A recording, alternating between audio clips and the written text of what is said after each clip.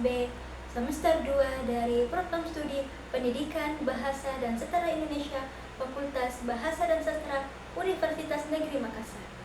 Video ini saya buat sebagai bagian dari pemenuhan tugas akhir mata kuliah keterampilan berbicara. Pada kesempatan kali ini, saya akan menyampaikan sebuah ceramah, tetapi bukan seperti ceramah pada umumnya yang kaku dan menggurui. Ceramah ini saya sampaikan dengan gaya yang lebih reflektif. Topik yang akan saya angkat adalah tentang Gaza yang terus bersimbah darah, solusinya jihad dan khilafah. Penderitaan rakyat Palestina seolah tak kunjung berakhir. Di tengah derasnya opini dan wacana, saya ingin mengajak kita merenung dan berpikir apa sebenarnya solusi yang hakiki untuk Palestina. Apakah dunia cukup hanya mengecam atau justru saatnya kita membicarakan jihad dan kembalinya khilafah sebagai jalan keluar? Mari kita simak bersama dengan hati yang terbuka dan pikiran yang jernih. Derita Muslim Gaza tak kunjung berhenti akibat agresi militer Yahudi sepanjang Ramadan. Bahkan saat Hari Raya Idul Fitri, warga Gaza terus berada dalam teror genosida Yahudi. Diperkirakan 1.309 warga Palestina tewas sejak Zionis Yahudi kembali melanjutkan operasi militernya di Gaza pada 18 Maret 2025. Kaum Yahudi juga memblok bantuan kemanusiaan masuk ke wilayah Gaza. Akibatnya, 2,4 juta penduduknya terancam kelaparan dan kekurangan obat-obatan. Padahal, dalam agresi militer sebelumnya, militer Yahudi sudah menghancurkan berbagai fasilitas kesehatan dan rumah sakit. Banyak warga Gaza tidak mendapatkan perawatan medis yang layak. Siapa saja yang mengaku Muslim wajib memberikan pembelaan atas penderitaan yang dirasakan saudara seiman, termasuk kaum Muslim di Gaza. Rasulullah SAW telah berpesan, salah seorang di antara kalian tidaklah beriman dengan sempurna sampai ia mencintai saudaranya sebagaimana ia mencintai dirinya sendiri. Hadis riwayat Al-Bukhari dan Muslim.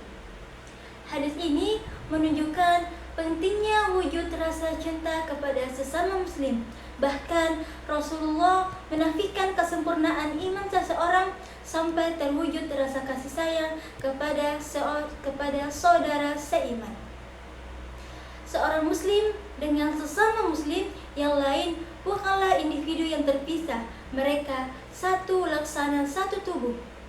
Demikian seperti yang disabdakan Rasulullah SAW, perumpamaan kaum mukmin itu dalam hal saling mengasihi, mencintai dan menyayangi bagaikan satu tubuh.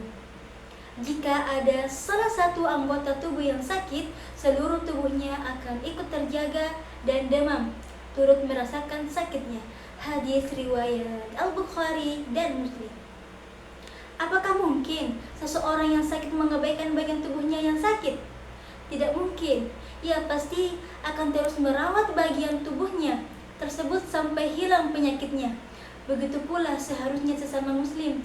Jangan sampai ada seorang muslim pun yang mengabaikan penderitaan kaum muslim lain di belahan dunia manapun, termasuk di Gaza. Karena itu, setiap muslim wajib sekuat tenaga memberikan perhatian, pembelaan, dan pertolongan kepada kaum muslim di Gaza. Bisa dengan memberikan bantuan harta, tenaga, ataupun seruan dakwah.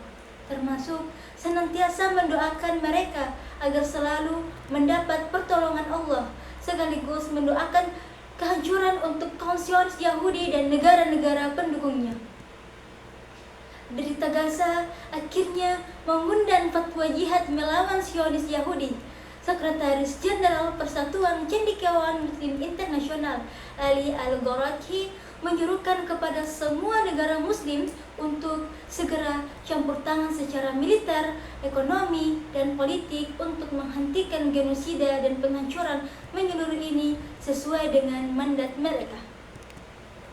Memang sudah nyata bahwa satu-satunya solusi yang sesuai ajaran Islam untuk mengatasi krisis Gaza adalah jihad fisabilillah, tidak lain dengan mengerahkan kekuatan militer untuk melindungi warga Gaza dan mengusir entitas Yahudi. Bukan dengan jalan diplomasi, apalagi sekedar retorika basa-basi yang selama ini dimainkan perang pemimpin Arab di dunia dan dunia Islam. Tidak cukup juga hanya dengan memerintahkan para imam dan khatib membacakan doa untuk kaum muslim di Gaza. Al-Quran telah memerintahkan jihad atas setiap invasi musuh yang ditujukan pada negeri-negeri muslim. Allah Subhanahu wa Ta'ala telah berfirman dalam Al-Quran surah Al-Baqarah ayat 194, siapa saja yang menyerang kalian, seranglah ia secara seimbang dan serang yang terhadap kalian. Atas dasar itu, para penguasa di negeri muslim di sekitar Palestina wajib mengerahkan pasukan militer untuk menolong muslim di Gaza. Sikap berdiam diri para penguasa tersebut adalah kemaksiatan besar di hadapan Allah Subhanahu wa Ta'ala. Sebabnya Allah Subhanahu wa Ta'ala telah memerintahkan kita dalam Al-Quran surah Al-Anfal ayat 72, yaitu jika mereka meminta pertolongan kepada kalian dalam urusan pembelaan agama, kalian wajib memberikan pertolongan. Sayangnya, yang kita saksikan hari ini, para penguasa Arab dan dunia Islam bukan saja berdiam diri, mereka bahkan menutup rapat pintu perbatasan demi mencegah kedatangan pengungsi Gaza yang menderita. Ironinya, para penguasa muslim itu membiarkan negerinya menjadi tempat kedatangan pesawat tempur Amerika Serikat untuk membantu Zionis Yahudi. Para penguasa muslim itu sama sekali enggan mengerahkan jutaan tentara mereka, ribuan tank, baja dan kendaraan tempur, pesawat jet dan pengebom serta drone militer yang mereka miliki. Semua dibiarkan tetap berada di barak-barak militer dan gudang persenjataan.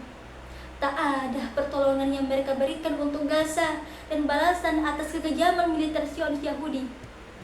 Inilah konspirasi besar para penguasa Arab dan Muslim dengan Amerika Serikat dan Zionis Yahudi.